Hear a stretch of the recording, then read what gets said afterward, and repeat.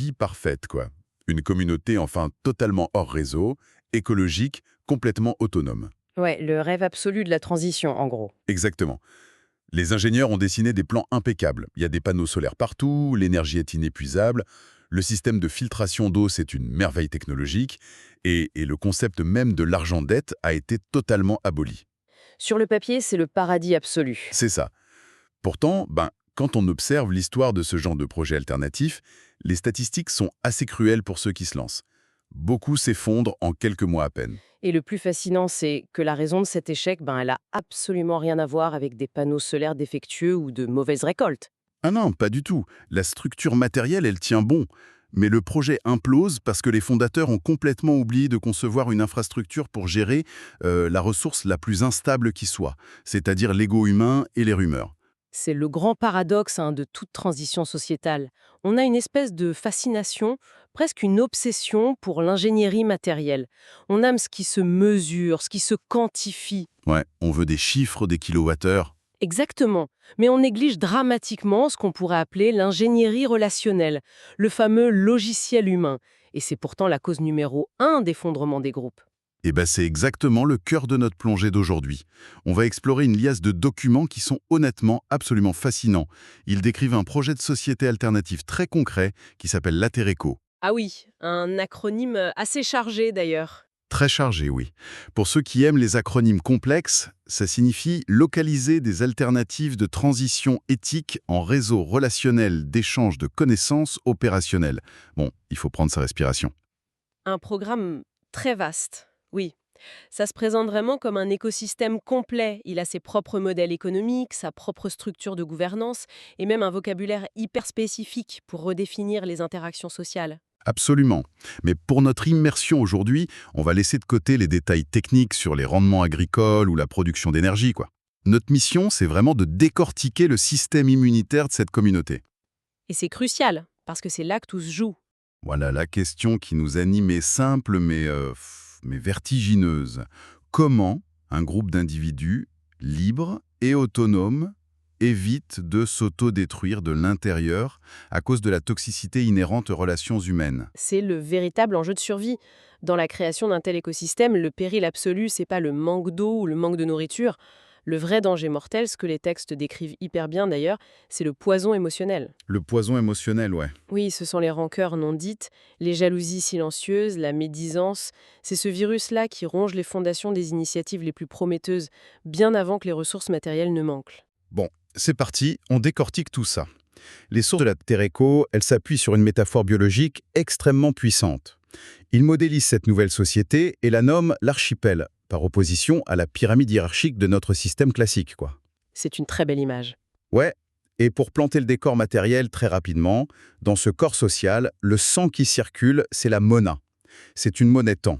1 minute de temps offert à la communauté équivaut à une unité, point barre. Et le squelette qui soutient tout ça, c'est ce qu'ils appellent l'arborescence santé.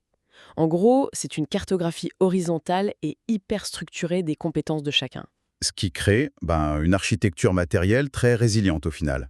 Si quelqu'un a besoin de réparer une toiture, l'arborescence permet de trouver le charpentier local. Tout à fait.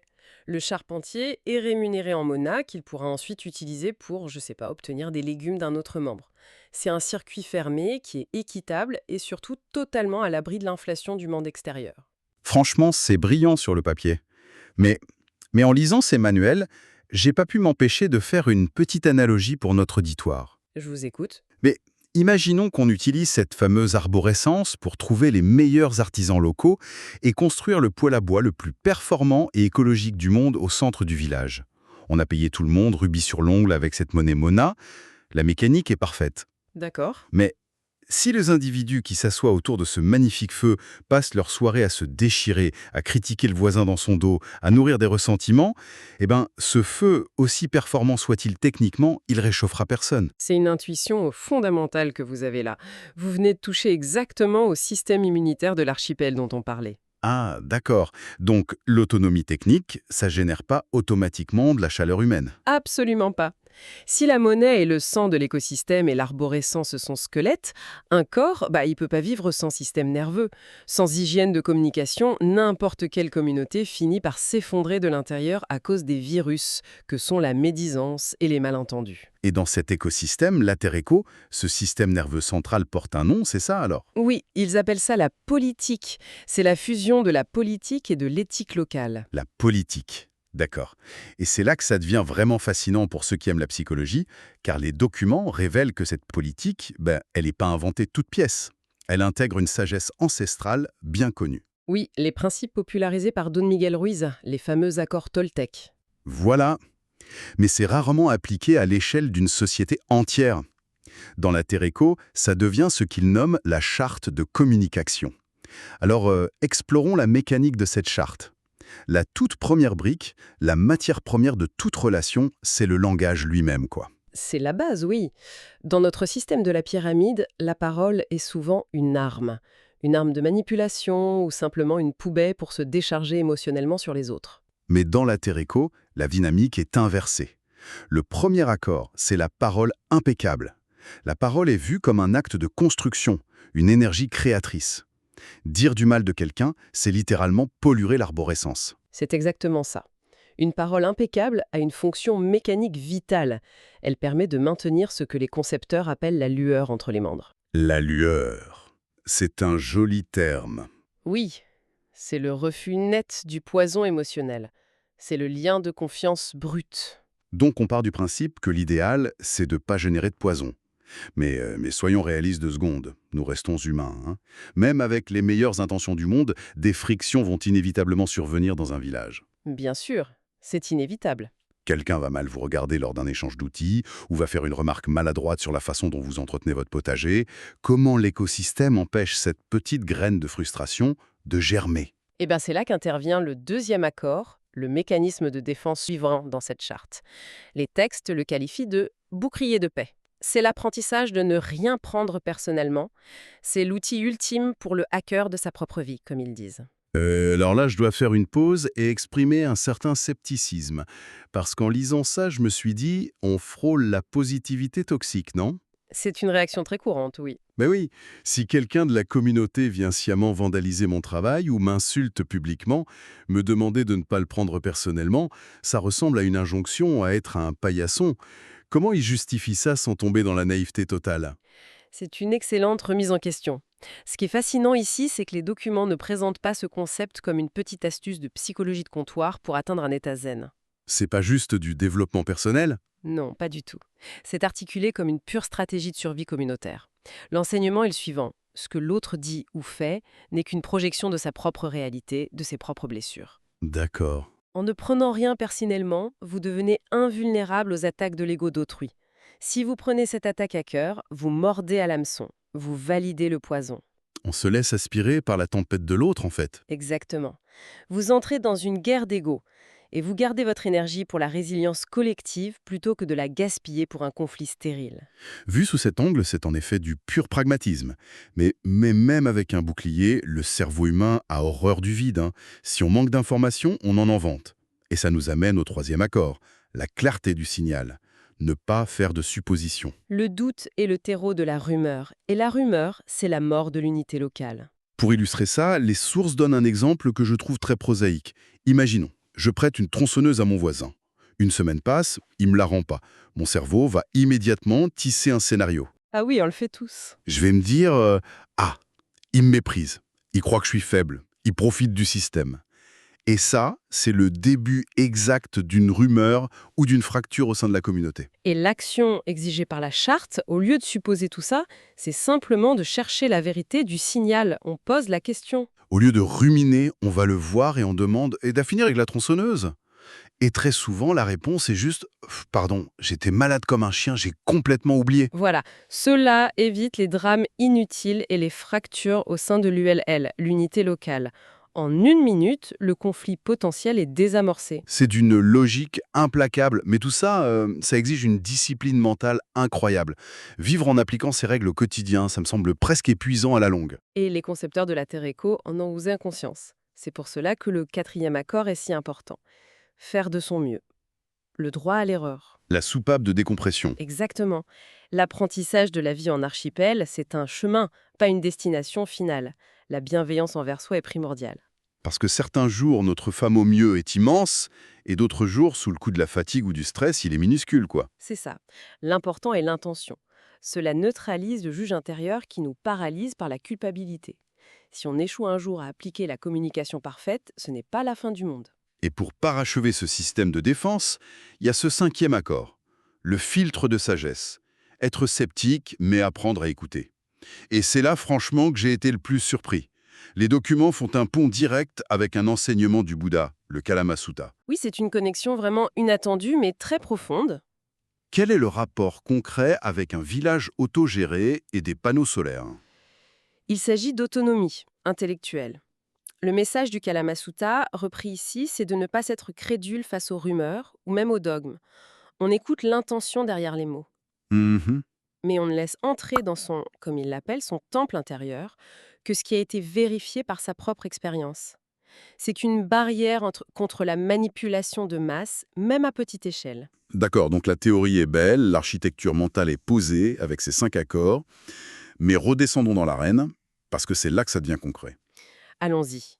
Comment tout ça s'applique de manière musclée quand un véritable conflit éclate, ou je sais pas, quand une séance de médisance commence à s'installer dans un espace commun. C'est là que l'analyse devient vraiment intéressante. Pacifier la communauté par la limite. Voilà. Les manuels introduisent un outil d'action directe pour exercer ce qu'ils appellent la souveraineté individuelle. Et c'est une phrase textuelle recommandée que je cite « Si cette conversation continue dans cette orientation de médisance, je ne vais pas pouvoir continuer ». C'est une phrase très puissante. Ouais, mais je dois être tout à fait honnête avec notre auditoire. En lisant ça, et surtout les justifications des auteurs qui parlent de préserver sa propreté vibratoire, j'avoue que mon détecteur de jargon s'est activé. Je comprends, le terme peut surprendre. Propreté vibratoire, ça sonne un peu cliché, très nouvel âge, quoi. Et au-delà du terme, le fait de se leurrer et de quitter physiquement une conversation, c'est pas juste une forme de censure polie, ou une fuite pour pas entendre des vérités qui dérangent. C'est une critique qu'on entend souvent. Mais votre approche de poser une limite calme est la mise en pratique pure de la souveraineté individuelle. Ce n'est pas de la censure ni de la fuite.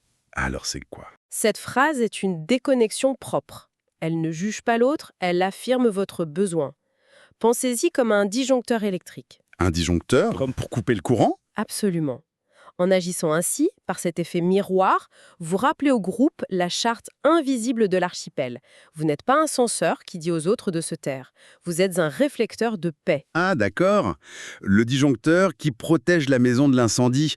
En posant cette limite, on coupe l'alimentation de la rumeur. C'est exactement la mécanique de neutralisation de la rumeur. La médisance meurt lorsqu'elle rencontre une oreille qui refuse de la propager.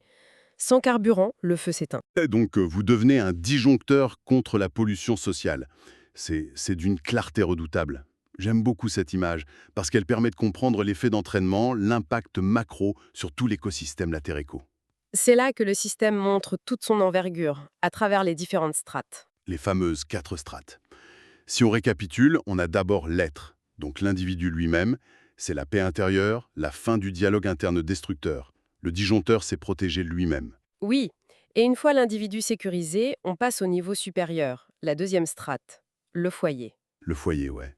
On y trouve des relations saines, la fin des non-dits et des projections toxiques au sein même du cocon familial. Ce qui alimente la 3e strate, la communauté, l'unité locale. Exactement. Là, on a une arborescence solide, car fondée sur la confiance et la transparence. Comme on l'a vu avec l'exemple de la tronçonneuse, sans supposition, les conflits se règlent en quelques minutes. C'est clair. Et tout ça nous amène au sommet, la 4e strate. La société. On aboutit à une culture macro, où la probité n'est plus du tout une option morale un peu naïve, mais le socle non négociable de tout échange. Si on relie cela à la vision globale, on réalise que c'est l'une des idées les plus lumineuses de la Terre Éco. Intégrer les accords Toltec à ce niveau, c'est fournir le manuel de maintenance d'humain. Le manuel de maintenance d'humain. L'expression est parfaite. Comme vous le disiez si bien tout à l'heure, on peut construire le meilleur poêle à bois du monde. Si les gens autour se déchirent, le feu ne chauffera personne. Ouais. En pacifiant la parole, en instaurant cette écologie du langage, on assure la pérennité de l'archipel. La communication devient une ressource aussi précieuse à préserver que l'eau ou la forêt. C'est vraiment ça, une écologie du langage. Et je pense que c'est la grande leçon pour notre auditoire d'aujourd'hui, hein. Même sans utiliser la monnaie Mona ou sans partir vivre dans une communauté hors réseau au fond des bois, on peut tous appliquer ça. C'est universel au fond. Bah ouais. Adopter ces 5 accords comme un système immunitaire personnel, ça permet de désamorcer la toxicité tous les jours. Que ce soit une rumeur au bureau, une tension lors d'un repas de famille ou face à l'agressivité sur les réseaux sociaux. La résilience d'un groupe commence toujours par l'hygiène mentale de chaque individu. Le disjoncteur est toujours à notre portée. Exactement. Alors, qu'est-ce que tout cela signifie au fond? On a vu comment un simple individu agissant comme disjoncteur peut tuer une rumeur locale en un instant. Et ça soulève une vraie réflexion pour notre société actuelle, très loin des villages autonomes. Tout à fait. C'est le moment de vous laisser la parole pour conclure cette analyse. Merci. Si un groupe alternatif a compris que la médisance était mortelle pour sa survie, on peut se poser la question à notre échelle globale. Que se passerait-il si toute notre société commençait à traiter les mots, les agressions verbales et la pollution de l'information avec la même urgence écologique et les mêmes régulations que nous appliquons aujourd'hui aux déchets plastiques ou aux produits chimiques? Waouh, c'est une perspective immense. La pollution sonore, psychologique et verbale est-elle le prochain grand défi environnemental que l'humanité devra affronter pour ne pas s'effondrer de l'intérieur? Une question qui donne vraiment envie de faire le tri dans ses propres mots, hein. Merci beaucoup de nous avoir éclairés aujourd'hui et merci à ceux qui nous écoutent d'avoir partagé cette plongée avec nous. À la prochaine.